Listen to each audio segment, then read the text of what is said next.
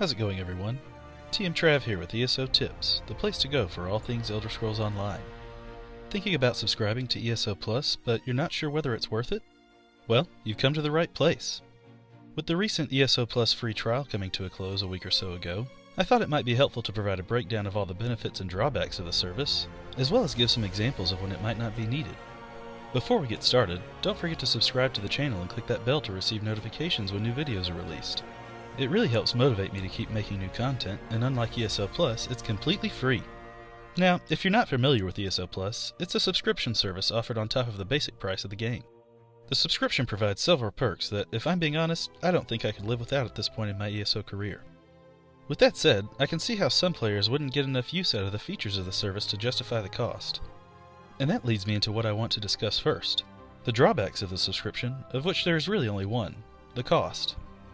ESO Plus is going to run you $14.99 per month, or $139.99 if you choose to pay annually. While some people might not bat an eye at these prices, I personally know people who are on a tight budget and would have to cut something else out to afford the service.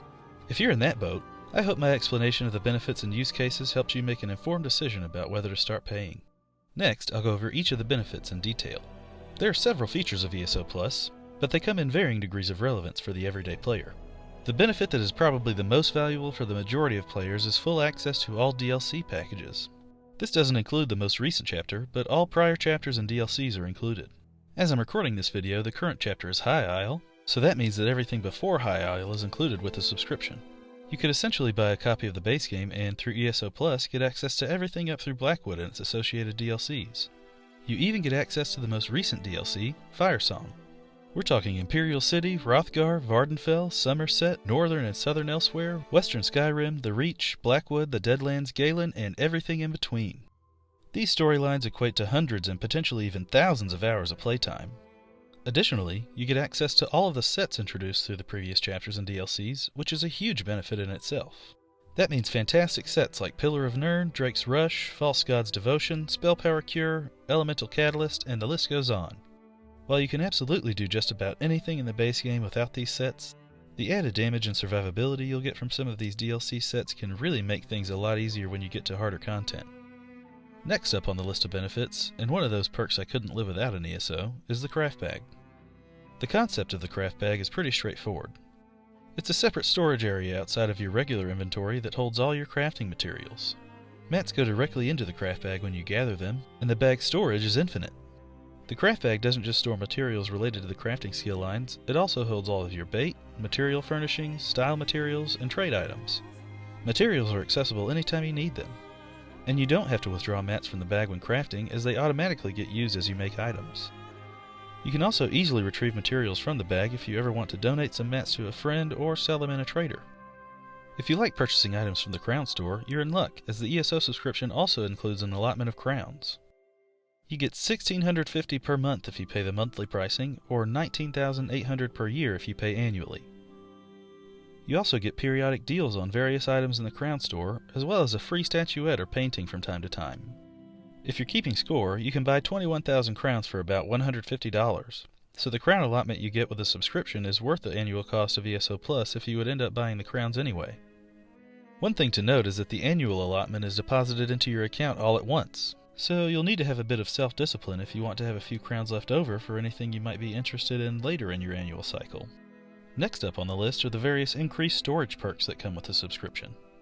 You get double furnishing and collectible space in your player homes, double bank space, and double the currency cap for your transmute crystals. I consider inventory management to be the bane of my existence, so these are a few more of the ESO Plus benefits that I personally cannot live without. The penultimate perk of ESO Plus is increased progression speed.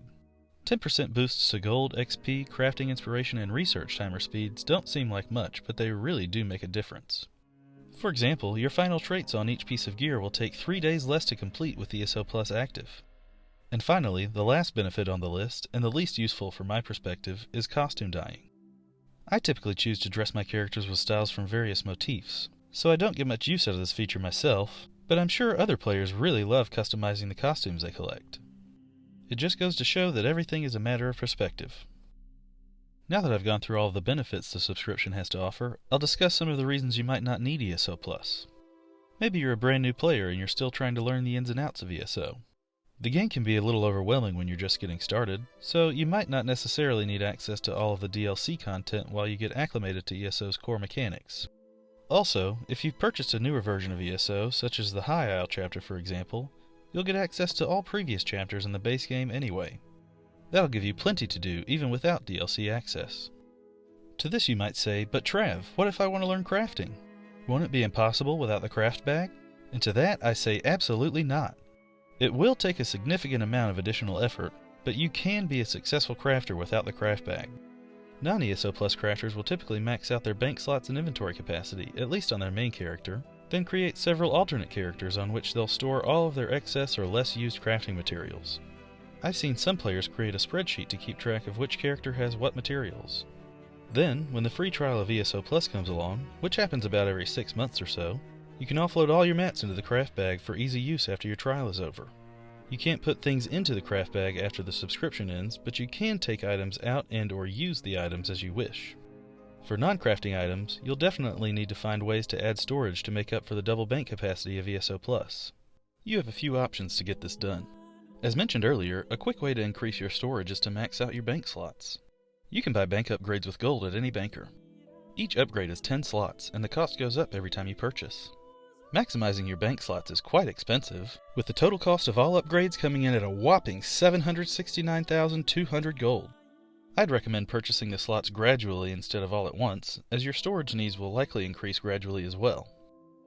At the end of your bank upgrading journey, you'll have 240 slots to enable that inevitable hoarding habit that we all experience at some point in ESO. Keep in mind that bank space is account-wide, so all of your characters will share those 240 slots. As I also mentioned earlier in the video, increasing your character's inventory or bag space is another great way to add storage, especially if you can do so on several alternate characters. Similarly to bank slots, you can increase your bag space by 10 spaces per upgrade at increasingly expensive rates. The maximum 140 slots you can get to through a pack merchant will run you a total cost of 180,600 gold, but you can increase your space even further through mount training with the Stable Master. The additional 60 slots from the Stable Master will only cost 15,000 gold in total, but it'll take you at least 50 days to get all the upgrades, even if you train your mount capacity every 20 hours on the dot. You can have up to 8 characters without purchasing additional character slots through the Crown Store, and up to 18 if you choose to buy those additional slots. Even with just the base 8 characters, once you get to the maximum of 200 carrying capacity on each, you'll have access to 1,600 inventory slots. If that's still not enough for you, your final option, other than subscribing to ESO Plus or buying additional character slots, is obtaining all of the various coffers you can put in your player home. You can acquire these coffers through completing master writs or by purchasing them in the Crown Store. To purchase all available storage coffers and have a total of 330 storage slots in your house, you'll need 1,100 writ vouchers, which can take quite a bit of work to obtain. I'll explain everything about master writs in a future video, so be on the lookout for that if you plan to pick up these coffers via writ vouchers. At the end of the day, what you're really paying for when you subscribe to ESO Plus is convenience. As I've said several times throughout this video, I don't think I could live without the quality of life benefits that the service provides. Would I still enjoy the game without it? I think I would, but not to the extent I do now. Would I know the difference had I never subscribed? That's hard to say, but at the very least, I don't think I would be where I am in the game today had I not started subscribing. So, to answer the question definitively, I think ESO Plus is undeniably worth the cost. But what do you think? Do you have ESO Plus? If not, what do you do to make up for the convenience features of the service? Let me know down in the comments. Well, that's it for this video. Shout out to Bestiary22, the Brew Crew, and the Dynasty of Tamriel Guild. If you found this video helpful, please consider leaving a like, and don't forget to subscribe to the channel to keep up with my future ESO content. Also, it feels like I'm doing this every video now, but I really want to give another huge shout out to all my subscribers.